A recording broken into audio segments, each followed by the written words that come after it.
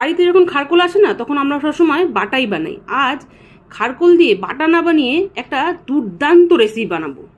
তাহলে শুরু করি। ফ্রেশ দেখে প্রথমে খারকোল এনে পাতাগুলোকে বাদ দিয়ে দিলাম। এবার শুধু ডাটাগুলোকে নিয়ে হালকা আঁচ ছাড়িয়ে লম্বা লম্বা করে কেটে ধুয়ে গরম জলে সামান্য একটু নুন দিয়ে ভাপিয়ে নিলাম। এই ফাঁকে একটা আলুকে লম্বা লম্বা করে কেটে নিয়ে তার সাথে কিছুটা পরিমাণ কাঁঠালের বীজের খোসা ছাড়িয়ে সেটাকেও কেটে নিলাম।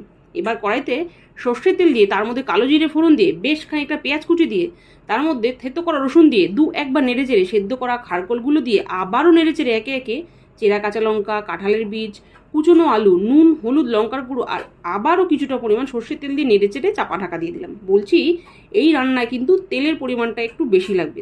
এই রেসিপিতে কোনো এক্সট্রা জল দেওয়ার প্রয়োজন নেই। খারকোল থেকে যা জল বেরোবে তাতেই পুরো রান্নাটা লো হিটে চাপা ঢাকা দিয়েই করতে হবে। কিছুক্ষণ পর ঢাকা খুলে আবারও নেড়ে চেড়ে লো হিটে রান্না করে নিলেই রেডি কাঁঠালের বীজ দিয়ে খারকোলের এই দুর্দান্ত রেসিপি। বাস, এবার দুপুরবেলা গরম গরম ভাতের সাথে খারকোলের রেসিপিটা নিন, মুখে দিন, অসম্ভব সাংঘাতিক দুর্দান্ত স্বাদ।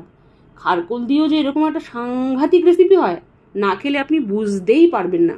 রিসেন্ট যাদের জ্বর, সর্দি, কাশি হয়েছে, মুখে একদমই রুচি নেই, তারাও এই রেসিপিটা একবার খেয়ে দেখবেন, নিমেষেই রুচি ফেরত।